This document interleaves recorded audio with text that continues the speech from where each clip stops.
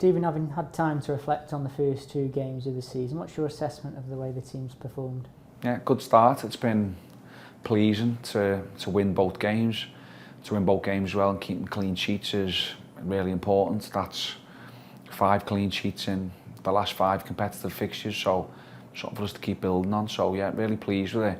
But I still think there's loads for us to improve as well. I think even last Saturday, beating a really good Coventry team, you know, we could have probably scored a goal in the first half when we were well on top. So we need to make sure we focus on that, because you know, you won't always get away with that if you don't do it.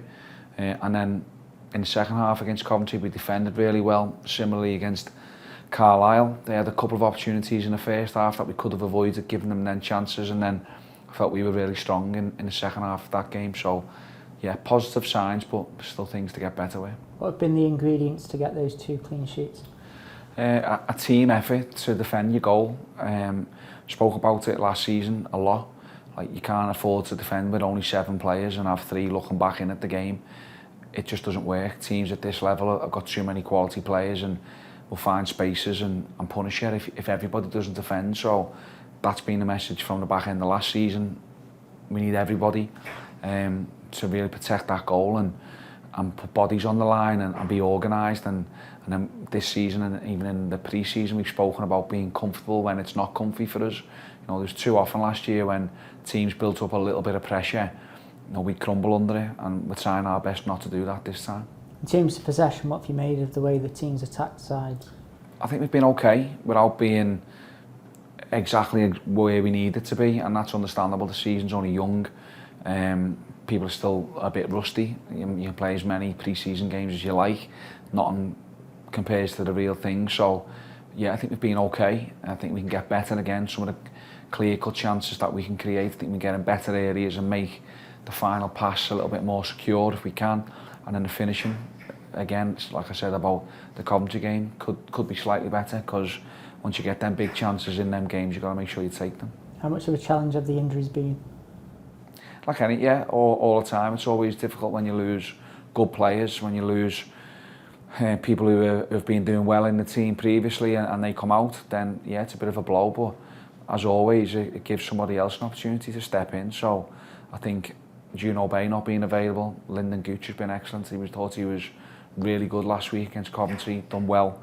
Got an assist on midweek when he came on. So it gives him a chance to prove that he wants to play and deserves to play. So that's just what happens. Same with Enda Stevens getting injured. Eric has started the league game, came on again, done well when he come on against Carlisle. So that's how it is. It's what you need a squad for. 6 players have joined us over the summer. What do you make of the way that the squad's shaping up? Okay, again, it was a bit of a blow to lose Sam Gallagher. We didn't want that to happen after a couple of days that he was here. So yeah, we haven't seen him as much as we want, obviously, but he will be here soon, and it's going to be a long season. And the recruitment, I think, has been okay. I think the lads who've come in, Gibbo, Eric, Victor, have shown already that they've improved the squad.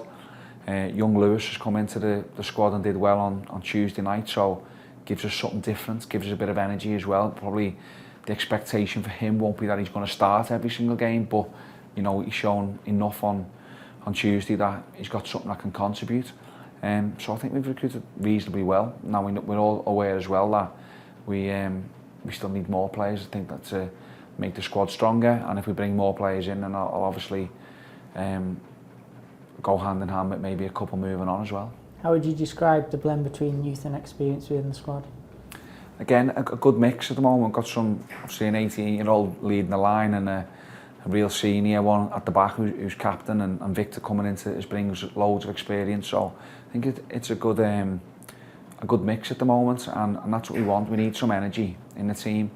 We need some youth. We need some people to play with no fear, which is what we want. But also you need people who can get you through tough championship games and tough periods in the season. So yeah, that's what we'll try and keep adding in the next stages of the recruitment as well. A number of young players were involved in Tuesday night. What are the next steps in their careers? Well, again, they'll all take different career paths, I'm sure, over this season.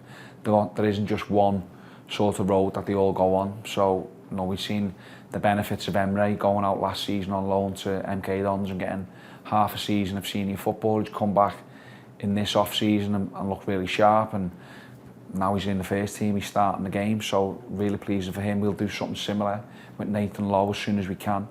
There'll be a deal for him to go out on loan. And then the other players, again, we'll have to just assess as and when is the right time. So Jaden and Freddie are obviously really young. And I've got loads of time to play in the under-21s. Salsa DB has probably played more 21s football than both of them two. So might be knocking in and around the door of, is he going to compete in the first team, or is his best pathway to go and get some men's football as well. So again, conversations that we'll have in the next couple of weeks just to make sure that we get their pathway right. Ben Gibson's been captaining the side. Can you just give us an insight into that decision and also the leadership group that's within the squad? Yeah, so Gibbo is, when I spoke to him in the summer, he's a personality and a type of character that I felt that the squad needed. Somebody in the dressing room who's really vocal, has got really good experience on the pitch at this level. He's had promotions out of this division numerous times, played in the Premier League, and I just felt that he was the right type of personality that we needed.